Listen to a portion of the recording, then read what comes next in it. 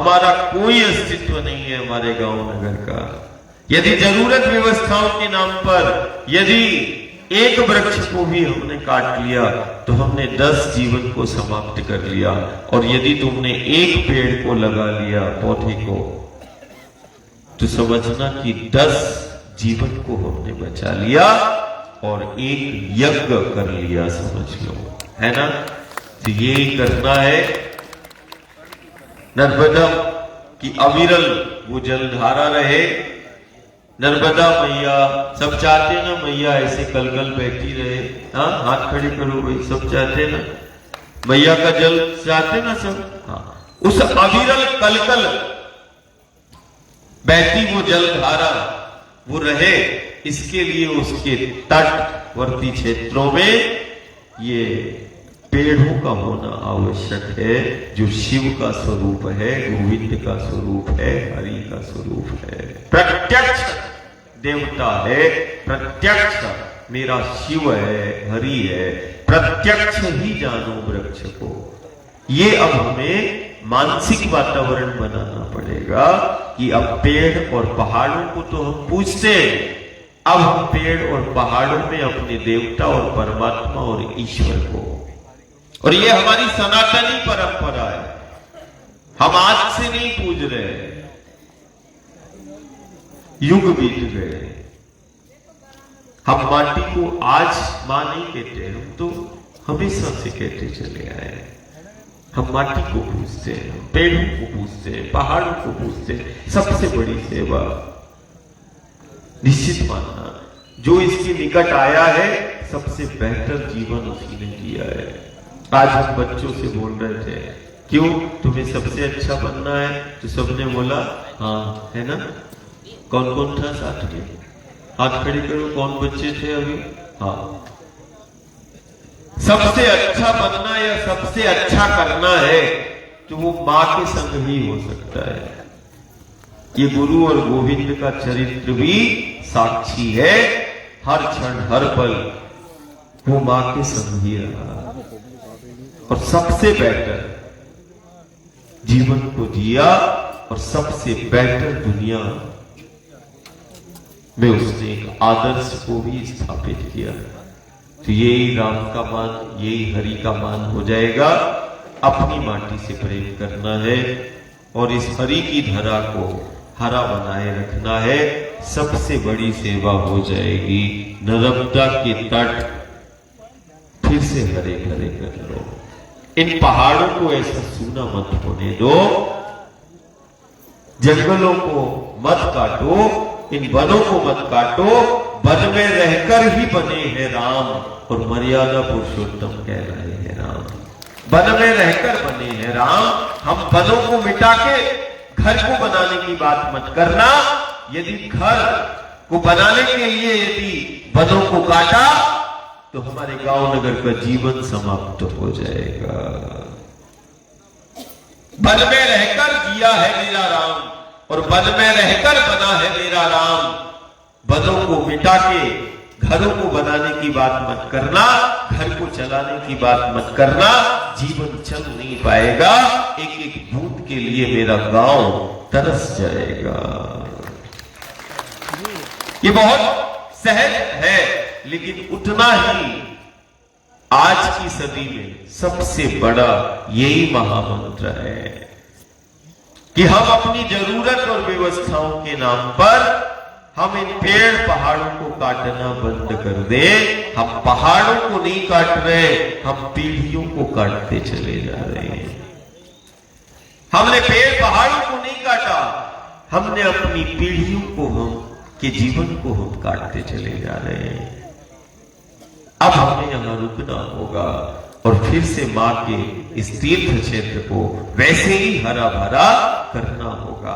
आज भी इन शूलपाणेश्वर का मैंने बताया ना, कैलाश है।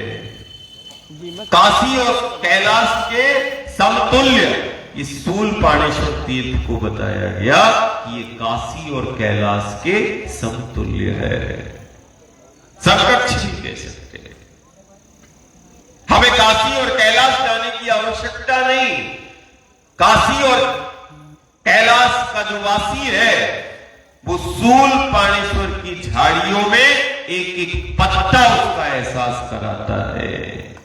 सूल पाणेश्वर की वो कटीली झाड़ियां एक एक पत्ता वो एहसास कराता है, एक एक पग पग वो कैलाश के वासी, काशी के वासी का एहसास होता है। ये इतना असाधारण, दुनिया का सबसे असाधारण स्थान तुम्हें मिला हुआ है, जिस तट पर हमारे गांव है, असाधारण है। अपनी माटी से जुड़ो, इन पर्वतमालाओं से जुड़ो, इनसे कभी प्रार्थना करके देखो। ये गोवर्धन और कामदगिरी, देखो दुनिया गोवर्धन और कामदगिरी जाती है, तुम तो कामदगिरी, सहस्त्र कामदगिरी, सहस्त्र गोवर्धन की उस श्रृंखला में हमारे गांव में करे। कभी पर्वतों से मांगना, ये सिर्फ सुरक्षा और व्यवस्था ही नहीं करते आए, ये तुम्हारी मनोकामनाओं की पूर्ति भी करते आए हैं। कभी सूनी हो रही है पर्वतमालाएं, हम यहां से निकलते हैं, हम सिर्फ यही देखते रहते हैं, पेड़ नहीं दिख रहे, पत्थर दिखाई दे रहे हैं। इनको फिर से हरा भरा कर लो, इनको गोवर्धन और कामदगिरी के स्वरूप जैसे कर लो।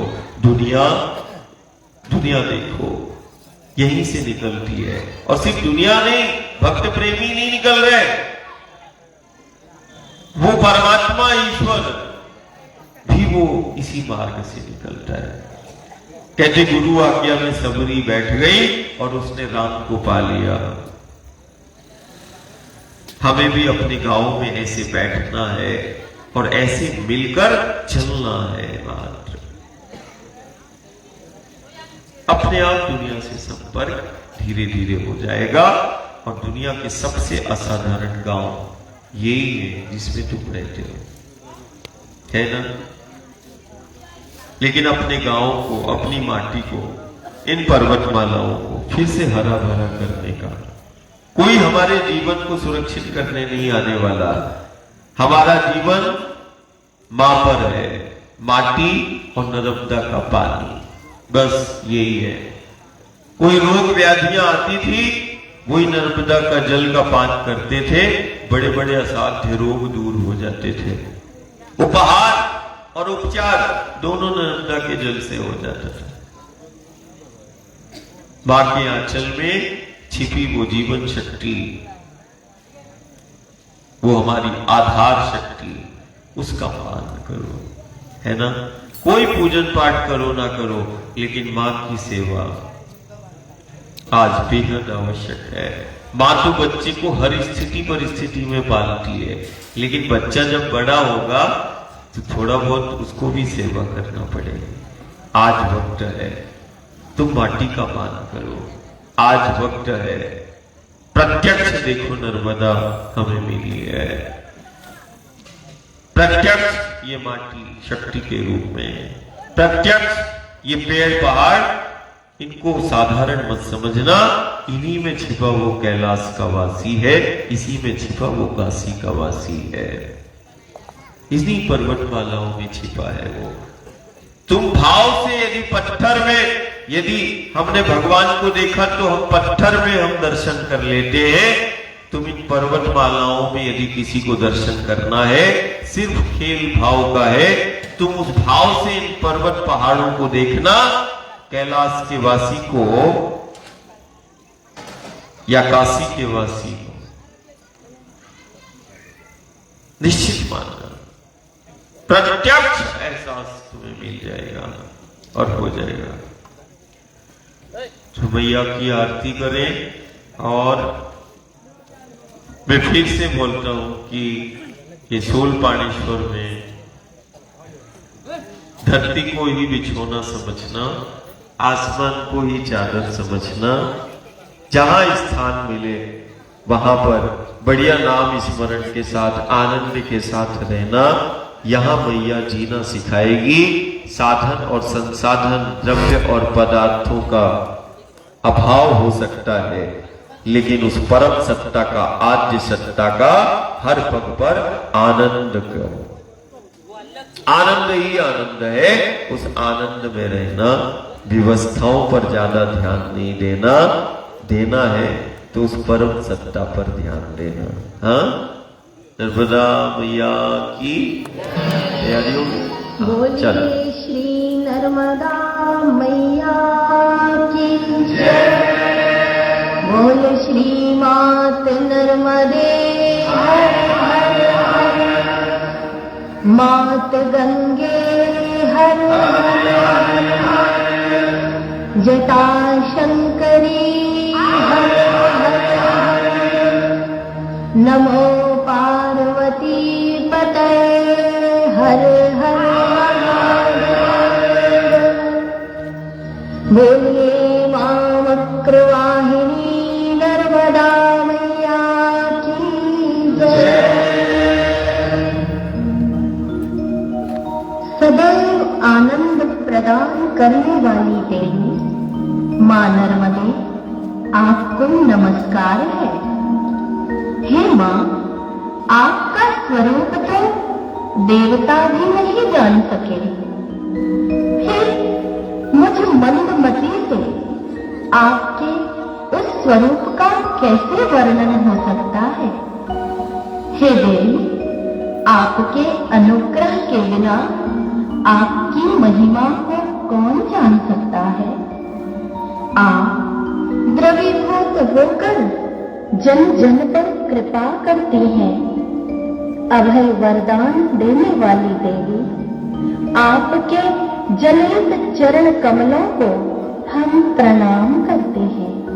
मां, आपके जनित चरणों को हम बारंबार नमन करते हैं, प्रणाम करते हैं। आए अब हम संवेद स्वरों में नर्मदाष्टक का पाठ करें।